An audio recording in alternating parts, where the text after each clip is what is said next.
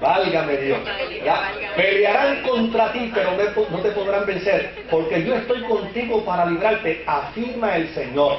Y fíjense que yo había puesto una nota aquí, precisamente para postular y para plantear que todo el llamado de Jeremías tiene una sujeción soberana, la obediencia. O sea, el hecho de que yo te he elegido no implica que tú puedes hacer lo que te dé la gana. El hecho de que yo te he elegido requiere que tú me obedezcas por completo. Porque o me temes a mí, o yo haré que le temas a ellos.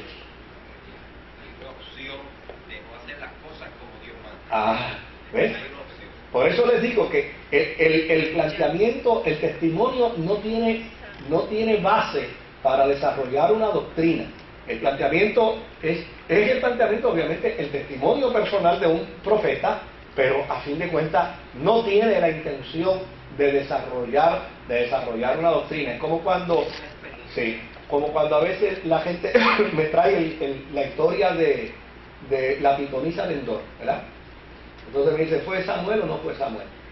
Y mi respuesta es, mire, el autor de esa historia no tiene ni siquiera la más remota intención de decir si es Samuel o no es Samuel. De hecho, él no lo dice. Él lo único que dice es que en el camino le dijo la pitonisa, te encontrarás a un hombre anciano de días, pero no le dice que es Samuel. Porque esa no es su intención. La intención del autor en este capítulo es hablar del pecado de la obstinación de Saúl. Entonces, eso es lo que es importante. Ver dentro del contexto histórico qué es lo que quiere resaltar. Y lo que quiere resaltar el autor de la historia es que a Saúl Dios lo mandó a eliminar todas las pitonisas y todos los agoreros de Judá, de Israel, y finalmente, ¿qué hace? Va y los consulta. El tipo es tan obstinado y tan obstinado que va y consulta, desobedece a Dios. Pero la intención de él no es decir, y a veces a mí me da tanta pena cuando yo he leído expositores evangélicos que dicen, fue una permisión de Dios que viniera Samuel. Yo digo, pero ¿de dónde saca este individuo que Dios va a hacer una permisión cuando él lo prohíbe de manera terminante? La consulta con los muertos. Eso es como un profesor de Mayagüez que vino aquí a conversar conmigo y me dice, pastor, cuando Dios lo prohíbe por algo, yo digo, no señor, cuando Dios lo prohíbe es porque no se puede hacer, y punto. Porque usted no puede ser cristiano y hacer lo que le da la gana. Yo digo, usted tiene razón. Pero no, eso de que porque Dios lo prohíbe, entonces no, es que cuando Dios lo prohíbe, es que no se puede hacer. No hay que averiguar si es cierto o no es cierto. No hay que ir a averiguar si los muertos hablan o no hablan. Es que Dios lo prohíbe y punto. Cuando, oigan, la gente a veces le tiene más miedo a la tumba de Tutankamón que a la palabra de Dios. ¿Eh? Entonces, pues, si Dios dice que no, entonces, pues, a mí, yo digo, es que el autor en ningún momento tiene esa intención. Como en este caso, el autor tampoco tiene la intención de desarrollar una doctrina. El autor simplemente está narrando su experiencia. Esto fue lo que Dios me dio. Y a fin de cuentas, Dios puede decirlo. Porque, oye, ¿podrá Dios conocer a alguien antes que nazca?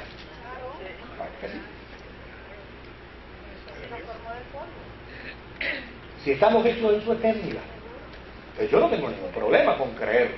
Ahora, eso no determina bajo ninguna circunstancia el que yo desarrolle una base, un planteamiento teológico. Ahora, Yahvé le hace saber que quien no proclama su palabra no tendrá palabra que proclamar, pero si por el contrario él es fiel a la palabra que Dios le pondrá en sus labios,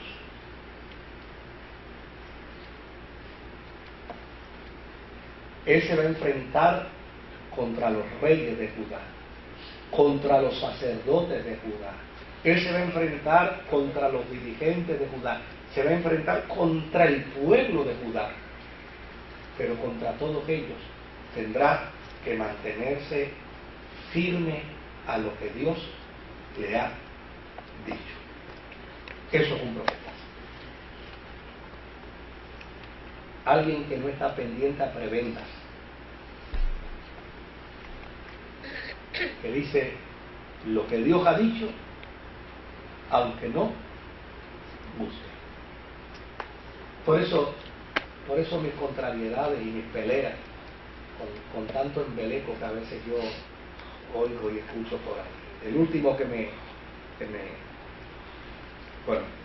hizo dar coraje, porque esa es la verdad, es que me dijeron que ahora hay gente que está predicando y sueltan una palabra. Entonces cuando sueltan la palabra, alguien saca de su cartera 25, 30, 40, 50 pesos, entonces la tira al altar para comprar esa palabra. Entonces compra esa palabra. Esa palabra es mía. Y qué poca vergüenza. Yo no he visto cosa más ingrata que eso. Lo que quiera subasta, Sí, uno dice, Dios mío, pero entonces, ¿a dónde vamos a llegar con el Evangelio? O sea, que ahora cualquiera compra la palabra. Lo que Dios diga se puede comprar. A mí me daría muchísima pena yo estar en una iglesia predicando y que alguien lo haga, porque yo le voy a devolver los trapos de peso para atrás, diciéndole 4 cosas bien dichas en el amor del Señor. Porque la enseñanza bíblica es que el reino de Dios no se ve, no se compra. O sea, hay historia suficiente en la Sagrada Escritura de hombres que repudiaron ese tipo de conducta. Entonces, ahora resulta, y lo que me dijeron, porque entonces la experiencia me dice, mira, y lo interesante es que la primera que compró la palabra, que era la esposa del predicador. Esa palabra es mía. 25. Yo me acuerdo que tiro ahí un billete Y viene otro y dice, ¿sabes? yo me 50. Después aparecieron otros tontos comprando palabras también.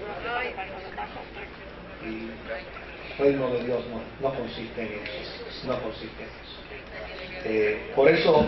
Por eso estos profetas son necesarios mirarlos, es necesario estudiarlos. Porque cuando uno ve estos profetas, entonces afirma lo que es la vida cristiana, afirma lo que es el Evangelio, afirma lo que es la verdad de la fe, afirma lo que es el Dios de Israel. Eso no tiene absolutamente nada que ver. Mire, en 3 minutos yo le voy a dar este testimonio. En una ocasión yo pastoreaba en Trujillo Alto y de esas cosas que suceden, pues una persona se me acercó y me dijo que Dios me iba a llevar a un lugar en los Estados Unidos para ministrar a una iglesia en crisis, que iba a ser pronto. Pues al otro día yo fui a visitar a un pastor amigo de la iglesia de Dios Pentecostal, que tenía una posición de secretario internacional, y entonces hablando salió a relucir precisamente de ese lugar, de un pastor en crisis. Y yo le digo, oye chico, tú sabes que yo viví esta experiencia en estos días pasados. Me dice, Moisés, esto tiene que ser de Dios, porque yo estoy orando para que Dios envíe a alguien a ayudar a este hombre.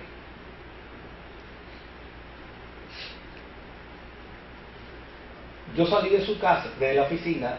Cuando llego a su casa, él me llama y me dice, mira Moisés, yo me tomé la libertad de llamar a este pastor y de explicarle, y le dije que tú vas a ir allá. Pues yo agarré en aquel tiempo los chavitos que yo le daba a mi papá, agarré los chavitos de la compra.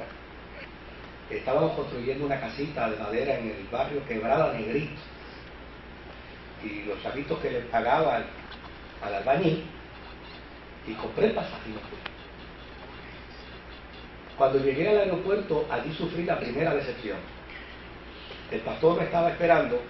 Cuando me monté en el carro, lo primero que me dijo fue, mira, yo no tengo tiempo para ti. Yo accedí a recibirte porque fulano me llamó y me dijo que tú querías venir para acá.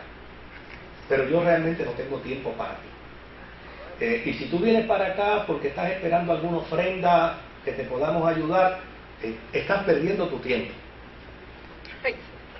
Con eso me recibió. Yo me quedé mudo en el carro, no me podía tirar porque iba por la autopista como a 70 millas y yo no me iba a tirar del carro.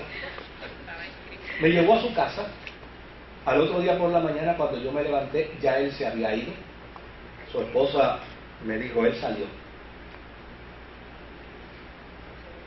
Y yo digo, bueno. Por la tarde llegó y me dijo, mira, yo tengo que ir a predicar a una iglesia en esta otra ciudad. Si quieres irte conmigo. Yo le dije, sí, te voy, te acompaño. Sabía yo, tenía alguna esperanza de que algo. Pues llegué con él a ese lugar, él no me presentó, ni siquiera por cortesía. Volvimos y nos montamos en su auto. Y cuando llegamos a la casa, yo le dije a Dios, tú me mandaste aquí a hacer este ridículo, a pasar esta vergüenza. Esto es inconcebible para mí. Al otro día por la mañana, me dice, mira, yo voy para una reunión a la casa del tesorero, si quieres ir conmigo. Sí, está bien, me voy contigo. Me monté en su carro, fuimos a la casa del tesorero. Cuando estoy en la casa del tesorero, él se salió para la marquesina con el tesorero a hablar y me dejó en la sala. Decía, Dios mío, pero qué experiencia más ridícula esta. Entonces, lo que era interesante es que la esposa del tesorero estaba en la cocina. Ella salía, me miraba y se metía a la cocina y yo escuchaba, obviamente, en el contexto carismático, pues yo la escuchaba en la cocina hablando en lengua. Yo decía, ¿qué le pasa a esta doña allá adentro?